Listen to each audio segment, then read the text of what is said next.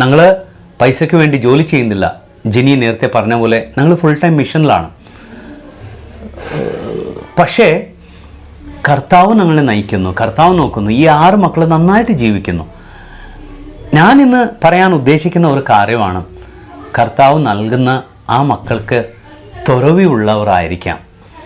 ഞാൻ അത്ര മക്കൾ വേണം, ഇത്ര മക്കൾ വേണം, നിങ്ങൾക്ക് 10 ഉണ്ടാവണം, 12 ഉണ്ടാവണമെന്ന് ഞാൻ ഒരിക്കലും പറയത്തില്ല. പക്ഷേ സഭ എന്താ പറയുന്നു, ഇല്ല നമുക്ക് ബൈബിൾ വേദപുസ്തകം എന്താ പറയുന്നു എന്ന് നമുക്ക് ഇച്ചിരി അറിയാം. യെസ്, നമ്മൾ സങ്കീർത്തനത്തിൽ 127 അധ്യായത്തിൽ 3-ാമത്തെ വചനം പറയുന്നുണ്ട്, മക്കൾ ദൈവത്തിൻ്റെ ദാനമാണ്, children of are gift of God.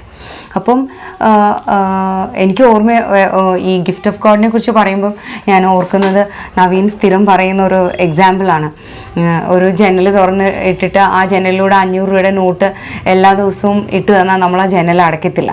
അപ്പം അതുപോലെ തന്നെ നമ്മൾക്ക് തരുന്ന സമ്മാനങ്ങളാണ് കുഞ്ഞുങ്ങൾ. അപ്പം ഈ സമ്മാനങ്ങളെ നമ്മൾ ഒരു സമ്മാനത്തെയും മോശമായിട്ട് അല്ലെങ്കിൽ അതിനെ കരുതി വെക്കാതെ, നമ്മൾ ഈ സമ്മാനം തരുന്ന ആളിനെ നമ്മൾ എത്ര വിലമതിക്കുന്നു അത് അനുസരിച്ചായിരിക്കും നമ്മൾ ഈ സമ്മാനത്തെ കരുതുന്നത്, അല്ലേ?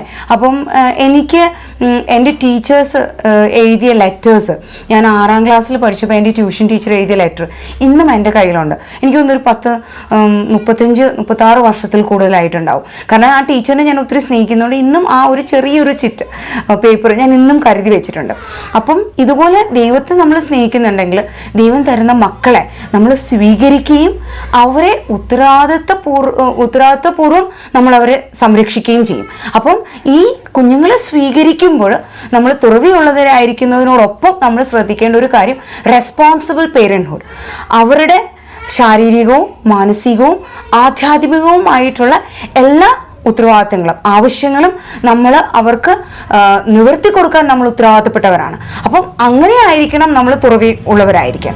അല്ലാതെ നമ്മൾ ഒരു ഉത്തരവാദിത്വം ഇല്ലാതെ നമ്മൾ കുഞ്ഞുങ്ങളെ ഇങ്ങനെ സ്വീകരിച്ചുകൊണ്ടിരിക്കുക, അവരുടെ ശാരീരികമായിട്ടുള്ള ആവശ്യങ്ങൾക്ക് നമ്മൾക്ക് നിവർത്തി കൊടുക്കാൻ പറ്റുന്നില്ല, അല്ലെങ്കിൽ മാനസികമായിട്ടുള്ള അവർക്ക് സമയം കൊടുക്കാൻ പറ്റുന്നില്ല. കാരണം കുഞ്ഞുങ്ങളുടെ പല ജീവിതഘട്ടത്തിൽ അവർക്ക് പല നീഡ്സ് ആണുള്ളത്. അപ്പോൾ അവരുടെ എല്ലാ ആവശ്യങ്ങൾക്കും നമ്മൾക്ക് പറ്റുന്ന, ഒരു മനുഷ്യന് പറ്റുന്നതിൻ്റെ പരമാവധി ദൈവം നമ്മളെ അനുവദിക്കുന്നത് പോലെ നമ്മൾ ചെയ്യണം. അപ്പോൾ അങ്ങനെ ഉത്തരവാദിത്വപൂർവ്വം നമ്മൾ ഈ സമ്മാനങ്ങളെ നമ്മൾ സ്വീകരിക്കണം.